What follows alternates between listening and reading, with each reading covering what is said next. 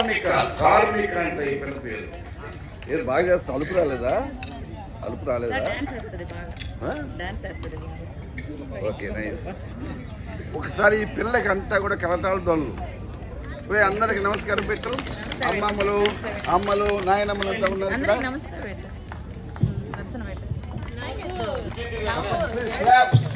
Please.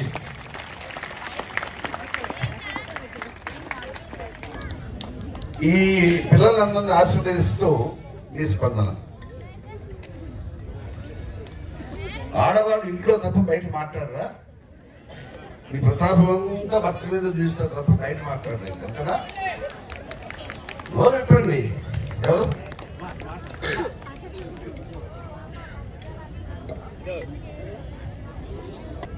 నా పేరు తేజోవతి. నేను మొన్న 22వ తారీఖు మా ప్రోగ్రాం జరిగిందండి, కోలాట ప్రదర్శన. కానీ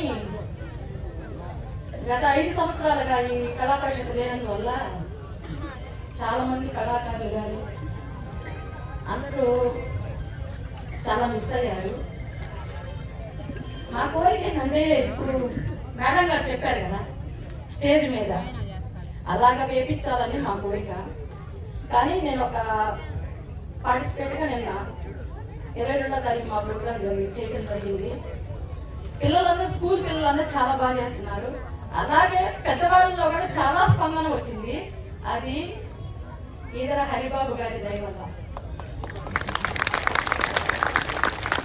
ఒంగోలు ఇంత కళాత్మకంగా, ఇంత కళాభిమానుల్ని, కళలని బయటకు తీసుకురావడానికి హరిబాబు గారు చేస్తున్న కృషి చాలా చాలా. పిల్లలకి కొంచెం బ్రెయిన్ పవర్ ఎక్కువగా ఉంటది కాబట్టి. Thank you sir. నువ్వు వాళ్ళ టీం అమ్మ కదా. పిల్లలందరూ చాలా బాగా చేశారు. వాళ్ళని చూస్తుంటే మాకు డాన్స్ చేయాలనిపించింది అనమాట. అంత బాగా చేశారు అనమాట. దీని సందర్భంగా ఏం చెప్పాలనుకుంటున్నానంటే, సార్ గురించి నాకు అసలు పెద్ద తెలియదు. వీళ్ళందరినీ చూస్తుంటే ఇంత గ్యాదర్ చేసి సారు ఇంత మంచి ప్రోగ్రామ్, నేను ఇంత నాళ్ళు మిస్ ఎప్పుడు వస్తున్నాను కానీ నేను సరిగా గమనించలేదు. 4 days నుంచి వరుసగా వస్తుంటే ఒక్కొక్కటి చూస్తా ఉంటే అంత ముందు సార్కే చెప్పాలి. ఇంతమంది కళాకారుల్ని బయటికి తీసుకొచ్చి వాళ్ళలో ఉన్న కళని బయటకు పెడుతున్నారంటే అసలుకి ఎంత సార్ దగ్గర నుంచి మనం ఎన్ని నేర్చుకోవాలనిపిస్తుంది. అదే కాకుండా దీంతో పాటు కొత్తగా సార్ ఒకటి వీటి గురించి చెప్తున్నారు, రోజుకొకటి గురించి. మొన్న చెత్త నివారణ గురించి కూడా చెప్పారు. అది చాలా బాగుంది. ముందు మహిళలు మన ఇంట్లో నుంచి రోజు 5 hours వాడే బదులు 2 hours అట్లాగా చేస్తూ ఉంటే అది కొంచెం నివారించవచ్చని నేను అనుకుంటున్నాను. Sir money thanks. రోజు ఇది ఆవేశం తట్టుకోలేకపో. ఈరోజు ఈ శంకరాపురం స్కూల్ యాజమాన్యానికి ముందుగా నా శిరస్సు వచ్చి నమస్కారాలు పెడుతున్నాను. ఈ తర్వాత ఈ పిల్లల పేరెంట్స్ వాళ్ళకి రెండోసారి శిరస్సు వంచి నమస్కరిస్తున్నాను. నేను ఈ పిల్లల్ని చూడగలని రిమూడ్ తప్పిపోద్ది అనుకున్నా. కానీ మేడం గారు, పంతులు మేడం గారు రిమూడ్ ఆమె దగ్గర పెట్టుకొని వీళ్ళ చేత మొత్తం రౌండప్ చేపించింది. చాలా ఆనందంగా, చాలా ఆహ్లాదకరంగా ఉంది. మేడం గారికి నా ఉదయపూర్వక నమస్కారాలు. వాళ్ళని మన ఆమె ఇక్కడ మనం అంతా కూడా యునానిమస్ గా వీరిని చప్పట్ల ద్వారా ఆశీర్వదిద్దాం.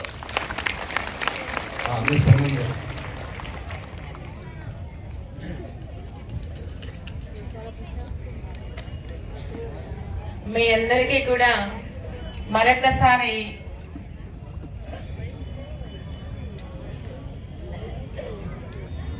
నా హృదయపూర్వక ధన్యవాదాలు తెలియజేస్తున్నాను. యాక్చువల్ గా నాకు చాలా ఇష్టం కోలాటం నేర్చుకోవాలని, కానీ నేను నా వయసులో నేర్చుకోలేకపోయానని చెప్పి నా ఆశ వీళ్ళ ద్వారా తీర్చుకోవాలని వీళ్ళతో పాటు నేను కూడా నేర్చుకున్నాను. ఓకే, అదే విధంగా ఈ కాంపిటీషన్ తీసుకురావాలనే ఆలోచన నాకైతే లేదు. ఇలా ఎప్పుడు కూడా నేను చూడలేదు. పిల్లల్ని బయటకు తీసుకెళ్ళటం అలా అయితే అలవాటు ఉంది, కానీ టూర్స్ కి, ఎగ్జిబిషన్స్ కి అలా ఇలాంటి ప్రోగ్రామ్స్ తీసుకురావడం నేను ఎప్పుడు చూడలేదు. కానీ ఈ రోజు ఈ యొక్క ప్రోగ్రామ్ చూసిన తర్వాత మా జీవితంలో మేము ఎంత కోల్పోయామనేది అర్థమవుతుంది. అదేవిధంగా ఈ పిల్లల్ని నాకు ఈ విధంగా తీర్చిదిద్దినటువంటి ఈ లక్ష్మి గారికి, వెంకటేశ్వర్లు గారికి హృదయపూర్వక ధన్యవాదాలు సభాముఖంగా తెలియజేస్తున్నాను. అదేవిధంగా పిల్లలందరి తల్లిదండ్రులు కూడా చక్కగా నాకు కోఆపరేట్ చేసి నేను బ్రతిమలాడి ఇక్కడ తీసుకొచ్చాను. వీళ్ళని జాగ్రత్తగా అప్పగించే వరకు భగవంతుడు నాకు తోడుగా ఉండాలని, మీ ఆశీర్వచనాలు నాకు కావాలని కోరుకుంటూ ఈ అవకాశం ఇచ్చినటువంటి సభాధ్యక్షుల వారికి మరొకసారి హృదయపూర్వక ధన్యవాదాలు తెలియజేసుకుంటున్నాను. Thank you for all. Aruna గారు, ఓకే. అరుణ గారు, ఇది యూపీ స్కూలే, హై స్కూల్ కూడా కాదు, తెరా యూపీ స్కూల్ అన్నా? యూపీ స్కూల్ అంతా కూడా 7వ తరగతిలో పిల్లలు అంతా కూడా థర్డ్ క్లాస్ అమ్మాయి. ఓకే, ఇప్పుడు డిబేట్. డ్రగ్స్ లేని ఒంగోలు, మాదక ద్రవ్యాలు లేని ఒంగోలు, ఇది సాధ్యమా? సాధ్యమే. మనం అనుకుంటే సాధ్యమే. వెంకటరావు గారు, డిబేట్.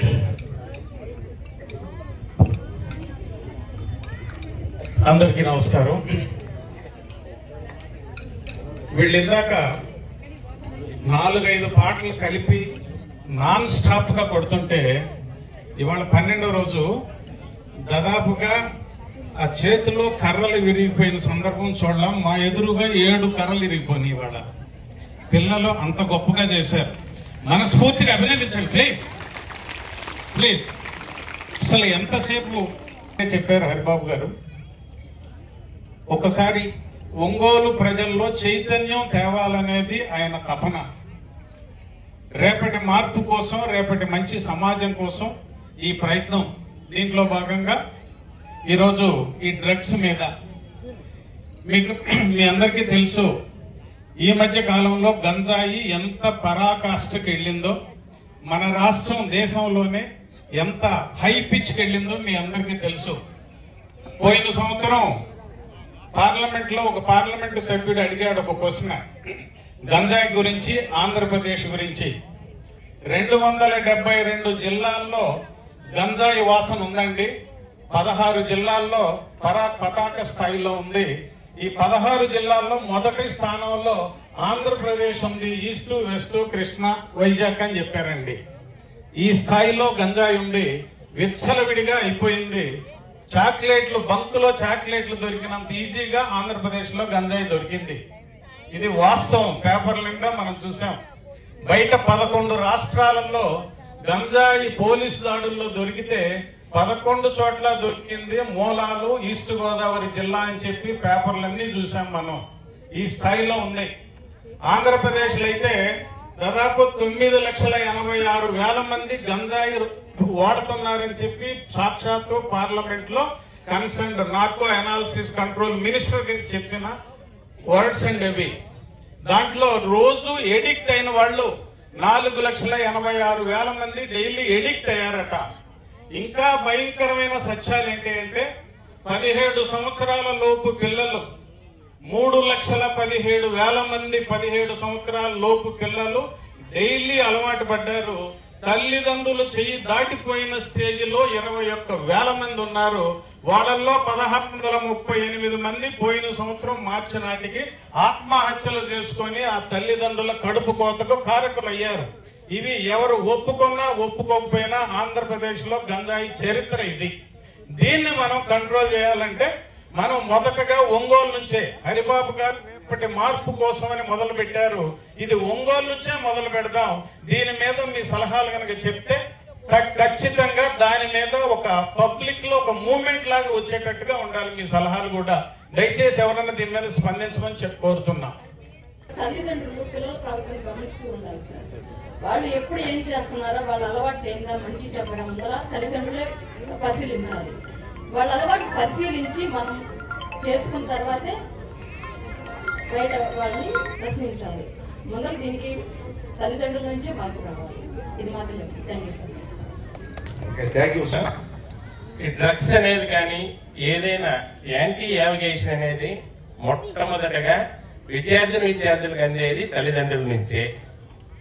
మొట్టమొదటగా ప్రతి ఒక్కటి చిన్నప్పటి నుంచి ఒక వస్తువు కొనిచ్చి మన హెలికాప్టర్ అలా పైన మనం చెక్ చేస్తూనే ఉంటాం. కానీ ఆ వస్తువు కొనిచ్చే ముందే ఇది అవసరమా కాదా అనేది ఆలోచన మాత్రము ఉండదు. అలానే డ్రగ్స్ కానివ్వండి, ఇంకొకటి సెల్ ఫోన్ కానివ్వండి, ఏదైనా సరే అక్కడ సెల్ ఫోన్ చూడొద్దని వాడికి చెబుతూ మనం సెల్ ఫోన్ చూస్తూ కూర్చున్నట్లయితే వాడిలో మార్పు రాదు.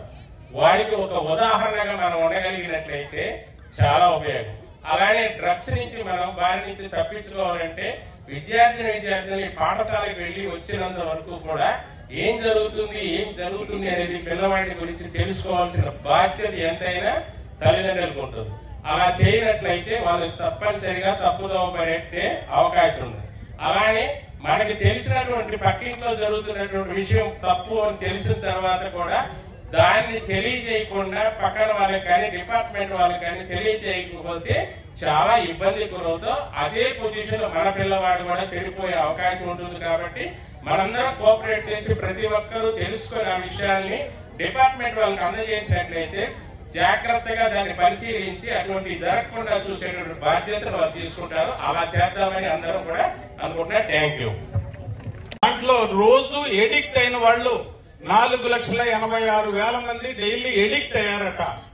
ఇంకా భయంకరమైన సత్యాలు ఏంటి అంటే 17 సంవత్సరాల లోపు పిల్లలు 3,17,000 మంది 17 సంవత్సరాల లోపు పిల్లలు డైలీ అలవాటు పడ్డారు.